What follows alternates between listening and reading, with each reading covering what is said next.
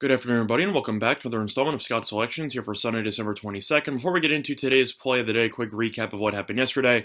We ended up winning on the play of the day yesterday with the Milwaukee Bucks minus 13, which was available on DraftKings at minus 112. They did what they were supposed to do. They're a good team. Knicks are terrible. They ended up beating up on them. Giannis had a triple-double, and the Bucks ended up winning by 20+, as I thought that they would. Knicks playing the second end of a back-to-back just simply couldn't match up with Milwaukee, and that just led to a massive blowout. However, we didn't officially sweep the board as we gave out a play earlier in the week on an over between Liberty and Georgia Southern, and that game ended up going under. So we ended up splitting yesterday's card. We lost a little sprinkle of units, nothing serious.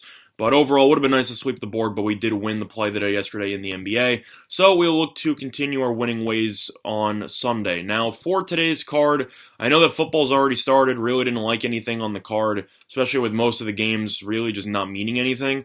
You have a handful of games with, for example, the Steelers are trying to get in, the Titans are trying to get in. I mean, Baltimore's going for a 1 seed, but they played Cleveland, so did it really matter? The Atlanta game means nothing. The Colts game means nothing. The Dolphins game means nothing. The Redskins game means nothing. There's a lot of games on the card on Week 16 and Week 17 that are going to mean nothing, and that's why those games are almost impossible to actually bet on because you don't really know what the motivation will be for these teams, and you're afraid of which teams might lay an egg.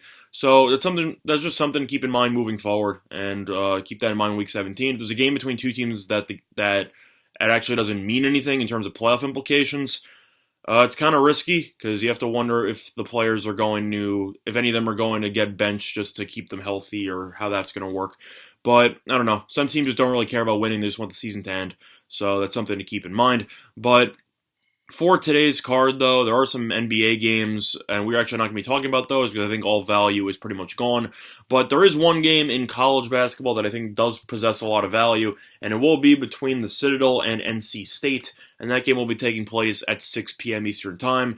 Now, I've given out plays on the Citadel before on this channel, so you already know where I'm going to be going with this one, but it has been pretty effective so far this season, and we're going to go back to it based on this matchup. So we actually like the over in this one, which is available at 166.5, and that is available at minus 108 on DraftKings. Now, the main reasons why we like this spot here for the over is because of the fact that, first of all, the Citadel is still going to be one of the fastest-paced teams in the entire country, as the Citadel are currently ranked 20th in offensive tempo, according to KenPom rankings. And if you are not familiar with KenPom rankings, then you should probably familiarize yourself. They are available for free on the internet. They tell you everything about offensive efficiency, tempo, defensive efficiency. They just cover every single basis, and you can sort it pretty easily. It's free to use, so it's definitely something that you should keep in mind moving forward. But for this game, we like the over here, as we just think that this line is too low. The Citadel are currently ranked 20th in offensive tempo, as they love to play an up-tempo style. They like the full-court press. They like to do whatever they want. Now, North Carolina State, I've already gone through a decent amount of their information on Winners and Whiners last week, as we ended up talking about their game with Auburn, and we took the over, and that one ended up losing by half a point, which was a bit unfortunate, but the Citadel is allowing 78.8 points per game. They're scoring 87.1 points per game. North Carolina State, though, has been very efficient on offense. North Carolina, in terms of offensive efficiency, is actually ranked 7th in the entire country. So the Citadel play basically no defense at an up-tempo pace. North Carolina likes to play an up-tempo pace also, and they're also extremely efficient offensively. I think North Carolina State could easily score 100 in this game, and I think that this game should go over the posted total. Meanwhile, the Citadel, they've played 3 really below-average teams lately. They played 2 non-D1 teams, and they ended up playing at Longwood. And the at-Longwood game ended up totaling 201 points. It did go to triple overtime, but in the first half, they were able to combine for 83. Second half slowed down a bit, but the game ended up going to overtime. Longwood also plays one of the slowest paces in the entire country, so that is something to keep in mind. But the 2 games that they played against non-D1 teams, they scored over 100 points. They gave up 83 to Piedmont, so giving up 83 points to a non-D1 team is definitely a concern.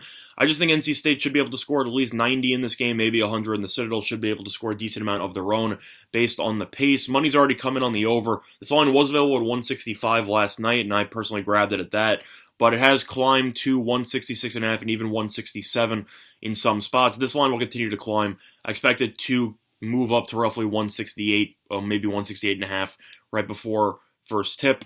So For me, I think that there's value on the number now, and for that reason, the play of the day will be on the Citadel and NC State over 166.5, and that is available at minus 108 on DraftKings. Now, looking at the rest of the card, the one play that I really liked, and I personally parlayed him last night, or roughly, well, not even last night, but roughly 5 in the morning. I took the Citadel over, and I parlayed it with the Nuggets money line. Now, the reason, do I think the Nuggets are going to win? Not necessarily, but the Nuggets last night, or at 5 a.m., were still plus 7.5, and LeBron has officially been announced doubtful for the game as he has been a little bit banged up over the last couple of days, and it seems like they are going to rest him for this one. Now, the Nuggets come into this game on a winning streak, so they're also in solid form. LeBron, as of right now, is currently listed as a game-time decision, but he is very doubtful to play as he is currently dealing with a thoracic muscle strain. And I've heard some issues with regard to his health. I think there's no point in the Lakers actually using him tonight. I think they'll probably give him a day off. Davis is also a game-time decision. I think Davis is probable he's going to most likely play. But at the same point, they were at 7.5. They're down to plus 3.5. And I think that the Nuggets have a great chance of winning this game, especially if LeBron does not play. Lean to the Nuggets there. 3.5 isn't really enough value for me anymore, but getting them at plus 7.5 was definitely worth it. But other than that, though, we'll get the NBA. Lean to the Clippers here, minus 1.5 against the Thunder. I know the Thunder have been a very solid team at home. They've been pretty good at home. And I know that the Clippers will not be using Kawhi Leonard, but we still are using Paul George going back home to face OKC. I expect the fans to boo him a lot. I think he'll put in a good performance. And overall, the Clippers are still just really talented. I think Lou Williams is going to have a very solid game off the bench. And anytime I can take the Clippers at 1.5 against I wouldn't say a struggling team in the Western Conference, but a fringe playoff team, I think there's just too much value there. So lean to the Clippers minus 1.5. If you also wanted to look towards a player prop potentially on Paul George points or Lou Williams points, I'd recommend the over on that one as well, because there should be more shots available now that Kawhi is out of the lineup. But the play that I once again is going to be on the Citadel and NC State over 166.5, which is available on DraftKings at minus 108. Other than that, though, that's good for this installment of Scott Selections here for Sunday, December 22nd, and good luck to all of you and your respective bets today. Bye, everyone.